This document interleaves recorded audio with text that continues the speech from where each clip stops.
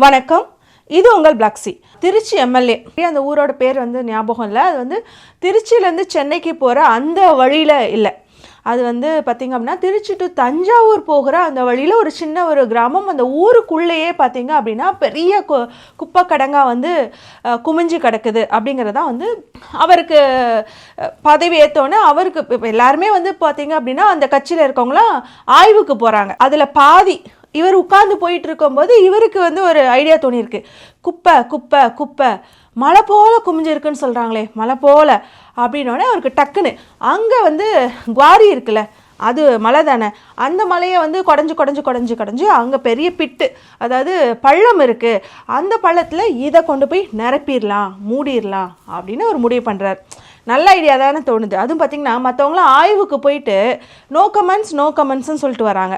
இல்லாட்டினா வந்துட்டு இந்த மேனுஃபேக்சரிங் பண்ண டேட்டுக்கு என்ன ப்ரூஃபு அப்படின்னு கேட்டுட்டு வராங்கன்னு வச்சுக்கோங்களேன். ஆனால் இவர் அப்படி கேட்கல. இவருக்கு ஏதோ ஒன்று தோணியிருக்கு பாருங்களேன், அந்த குழந்த மனசுக்குள்ளேயும் ஏதோ ஒன்று இருந்திருக்கு பாருங்களேன். அதனால் வந்துட்டு அவர் வந்து டக்குன்னு இந்த ஐடியா சூப்பராக இருக்கே, நம்ம மூடிடலாம் அப்படின்னு யோசிச்சதில் என்ன தப்பு இருக்கக்கூடும். இதை வந்து எல்லாரும் கலாய்ச்சிட்ருக்குறாங்க. என்னமோ செல்லூர் ராஜா வந்து மறு உருவம் வந்து வந்துட்டார், அதிமுக இல்லாத குறைய வந்து தீர்த்து வச்சுட்ருக்கிறாரு அப்படிலாம் சொல்லிட்டு இருக்காங்க. அட்லீஸ்ட் அந்த குறைஞ்சபட்சம் யோசிச்சிருக்காரு அப்படின்னு சொல்லிட்டு நம்ம பாராட்டணும். ஏன்னா நம்ம செல்லூர் ராஜா அவர்களே வந்து சயின்டிஸ்ட்னு சொல்லி பாராட்டின மனசு நம்ம மனசு அவ்வளோ கல் நெஞ்சமாக நமக்கு இவரை பாராட்டாமல் விட்டுருவோமா என்ன? அதனால தான் அவரை வந்து என்னெல்லாம் பேசியிருக்கிறார் அப்படின்னு பார்க்கலாம். அப்போ பார்த்தீங்க அப்படின்னா அது வந்து ஒரு கிட்டத்தட்ட 17 லட்சம் டன் இருக்கும் அந்த குப்பையோட அளவு அப்படின்னு சொல்கிறாங்க. இல்லைனா வந்துட்டு இன்னொரு நியூஸ் காலில் நான் பார்த்த வந்து 700 மெட்ரிக் டன் இருக்கும் அப்படின்னு சொல்கிறாங்க. அது எவ்வளோ இருக்குது நம்மளுக்கு சரியாக தெரியல. அந்த குப்பைகளை வந்து நீங்கள் டெய்லி பார்த்தீங்கன்னா அந்த வந்து கொட்டுறது அந்த அளவு வந்து கிட்டத்தட்ட 800 டன் கிட்ட வந்து கொட்டுறாங்க. அதை வந்து இந்த பயோமைனிங் பண்ணுறதுக்கு ஆனால் ப்ராசஸ் நம்மக்கிட்ட இருக்கிற கெப்பாசிட்டின்னு பார்த்திங்கன்னா வெறும் 1000 டன் கிட்ட தான் வந்து பயோமைனிங் பண்ணுறதுக்கு இருக்குது. அதை வந்து 40 கோடின்னு ஒவ்வொரு அரசு, அப்புறம் 25 கோடின்னு ஒரு அரசு இதுக்கு வந்து பட்ஜெட் ஒதுக்கிட்டே இருக்காங்க. எதுக்கு இந்த செலவு அப்படின்னு கேட்குறாரு. நியாயம் தானே? எதுக்கு இந்த செலவு?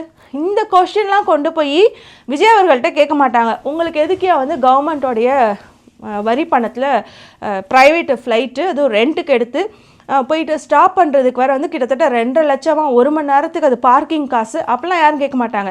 ஆனால் இங்கே வந்து இது எதுக்கு செலவு, இது வந்து யார் வந்து கொள்ளடிக்கிறாங்கன்னு தெரில. அதுக்கு ஒன் டைம் அவ்வளோதான், கத்தம் அப்படின்னு சொல்லிட்டு இங்கே மேடு இருக்குது, இங்கே பள்ளம் இருக்குது, மலை போல் குஞ்சிருக்கு, மலையவே பள்ளமாக்கி வச்சுருக்காங்க, கொண்டு போய் கொட்டு அப்படின்னு ஐடியா சொல்கிறாரு. அதுக்கு என்ன உங்களுக்கு ஒரு 30 கோடி வந்து செலவாகுமா ட்ரக் வச்சு கொண்டு போய் அடித்தா அப்படிங்கிறாரு. சரி, அதில் மூடிடுவீங்க, அதுக்கப்புறம் வர்ற குப்பையை என்ன பண்ணுவீங்க அப்படிங்கிற கேள்வி வந்து யாருமே வைக்கல. சரி, இப்போ மூடிட்டாருன்னா என்ன ஆகும், இங்கே என்ன இருக்குது அப்படின்னு யோசிச்சிங்க அப்படின்னா இது மேட்டு மேலே, அதாவது ஃப்ளோர், அந்த ஃப்ளோரில் வந்து கொட்டப்படுற குப்பை. இதில் இருந்து நிஜமாக கண்டிப்பாக அங்கே ஊருக்குள்ளே இருக்கிறவங்களுக்கு சுவாச பிரச்சனை வரும். ஏன்னா அந்த மாதிரியான ஒரு கெட்ட காற்றை தான் வந்து அவங்க சுவாசிச்சுட்டு இருப்பாங்க. அதனால் லங்ஸ் ப்ராப்ளம்லாம் கண்டிப்பாக வரும். நிலத்தடி நீர் பாதிக்குமானா கண்டிப்பாக பாதிக்கும். ஆனால் மழை பெய்யும்போது உள்ளே இறங்கும், அதனால் பாதிக்கும். அவர் என்ன சொல்ல வர்றாருன்னா இதை விட அது வந்து பிரச்சனை கம்மின்னு தான் அவர் யோசிச்சிருக்காரு. இன்டென்ஷன் வந்து ரைட்டாக தான் இருக்குது, அதை நம்ம எதுவும் சொல்ல வேண்டாம்.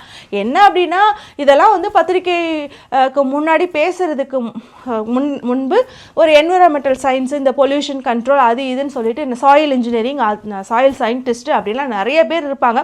அதிலே முக்கியமாக அரசாங்கத்துறை சார்ந்த நபர்கள் நிறைய பேர் இருப்பாங்க. அவங்கக்கிட்ட கொஞ்சம் டிஸ்கஸ் பண்ணியிருந்துருக்கலாம். காலையில் அந்த ஆய்வில் பாதி உட்காந்து போயிட்டுருக்கும் போதே ஐடியா வந்தோடனே சூப்பர் ஐடியா அப்படின்னு சொல்லிட்டு உடனே பட்டையை பூசி கிளம்பி வந்துட்டார் போல். இப்போது இங்கே கொண்டு போய் கொட்டுறதால முதல்ல கொட்டிட்டோம் அப்படின்னா அதுக்கப்புறம் வர குப்பையை என்ன பண்ணுவீங்கிற கேள்வி. ஃப்ளோருக்கு மேலே இருக்கிறதே வந்து நிலத்தடி நீரை இவ்வளோ பாதிக்கும் அப்படின்னா இது என்னதான் ஊருக்கு வெளியில் இருந்தாலும் அங்கே கொண்டு போய் கொட்டும் போது, அதுவும் 1200 அடிக்கு வந்து பள்ளமும் கிட்டத்தட்ட அந்த 250 அடி நீளமும் வந்து பள்ளம் இருக்குன்னு சொல்கிறாங்க. அப்போது அதில் போய் நீங்கள் கொட்டினீங்க அப்படின்னா நிலத்தடி நீர் ரொம்ப சீக்கிரமாகவே பாதிக்கும். என்னதான் அது ஊரை விட்டு தூரமாக இருந்தாலும் அது வந்து ஊடுருவி பெனட்ரேட் பண்ணி குடிக்கிற தண்ணீருக்குள்ளே வர்றதுக்கான எல்லா வித பாசிபிலிட்டிஸ் இருக்குது. அதில் அவர் என்ன முக்கியமாக சொல்ல வர்றாரு அப்படின்னா, அது பாறை தானே, அந்த பாறைக்குள்ளே ஊடுருவாது அப்படின்னு சொல்கிறாரு. பெனட்ரேட் ஆகும், பாறைக்குள்ளே பெனட்ரேட் ஆகும். அது சின்ன சின்ன கீறல்கள் மூலமாக மட்டும் இல்லை. யூஸ்வலாகவே நீங்கள் வந்து இந்த குட்டி குட்டி மலைகளுக்கு மேலே இருக்க கோவிலுக்கெலாம் நீங்கள் போயிருந்தீங்க அப்படின்னா ஊற்று தண்ணி எடுத்து வரும். அது வந்து தீர்த்தம் பிரசாதம் அப்படின்லாம் கூட அதை குடிப்பாங்க. அதெல்லாமே வந்து பக்கத்தில் இருக்கிற அந்த குளம் குட்டைகளில் இருக்கிற தண்ணி வந்து பெனட்ரேட் ஆகி ஊற்றெடுக்கிறது தான். அந்த கீறல்கள் வழியாக இல்லை அதை அரிச்சே கூட அது ஒரு ஓட்டை போட்டு அது வந்து ஊற்றெடுக்கும்ல. அப்போது அது இது வந்து இதுக்கெல்லாம் வந்து என்விரான்மெண்டல் சயின்ஸோ இல்லை பொல்யூஷன் கண்ட்ரோலோ எதுவுமே சாயில் இன்ஜினியரிங் சாயில் சயின்டிஸ்ட்லாம் படிச்சிருக்க வேண்டிய அவசியம் இல்லை. இது பேசிக் நாலேஜ். இதை வச்சு பார்த்தாலே அப்போ பெனட்ரேட் ஆகும் அப்படின்னா பெனட்ரேட் ஆகி ஊருக்குள்ளே குடிக்கிற நீருக்கும் வரும். ஆனால் இந்த சுவாச பிரச்சனையை விட இதன் மூலமாக ரொம்ப ரொம்ப வருட காலம் கழித்து ஏற்படக்கூடிய ஒரு நிலத்தடி நீர் பாதிப்பை விட இது ரொம்ப பாதிப்பானது. ஏன்னா நீங்கள் போட்டு க்ளோஸ் பண்ணி அடைச்சி வச்சிடுறீங்க. அதிலிருந்து நிறைய வந்து கேஸஸ் ஃபார்ம் ஆகலாம், கெமிக்கல் ரியாக்ஷன்ஸ் நடக்கலாம். அது தண்ணியில் போய் கலக்கும்போது அதை குடிக்கும்போது இன்னும் மிக மோசமான கேன்சர் போன்ற நோய்கள் எல்லாமே வரக்கூடும். உயிரிழப்பு அதுங்கிறது அதிகமாக இருக்கும்.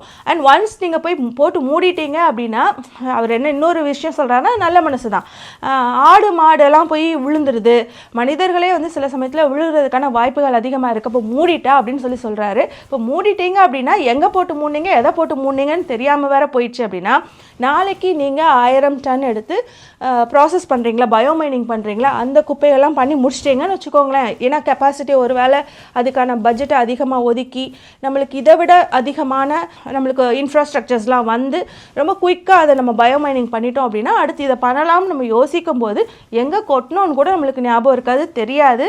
அது எப்படி அதுக்கு அப்புறம் எவ்வளோ செலவு பண்ணணும்னு தெரியல. அப்போ நம்ம இதை சுத்தப்படுத்தணும், பயோமைனிங் பண்ணணும். பயோமைனிங்னா என்னென்னா அந்த சுழற்சி முறையில் அதை வந்து பயனுள்ள இதாக மாற்றுறது, கேஸாக இருக்கலாம், என்னவாக இருக்கலாம், அதெல்லாம் பண்ணணும்னு நினச்சிங்க அப்படின்னா அதுக்கு தானே யோசிக்கணும். அதுக்கு தான் உங்கள் கூட இருக்கிற அதிகாரிகள், மெத்த படித்த மேதாவிகள்லாம் இருப்பாங்க. அவங்கக்கிட்ட நீங்கள் ஆலோசனை கேட்டு இதெல்லாம் செய்யணுமே தவிர இது ரொம்பவே வந்து நகைப்புக்குரிய விஷயமாக அங்கே மாறி இருந்துச்சு. ஆனாலும் நாங்கள் உங்களை கல் நெஞ்சுக்காரங்களாக விட்டுற மாட்டோம். சந்தர்ப்பம் கிடைக்கும் போதெல்லாம் உங்களை நாங்கள் சயின்டிஸ்டாக பார்ப்போம், பாராட்டுவோம். யாரும் பாராட்டினா மறந்துடாதீங்க.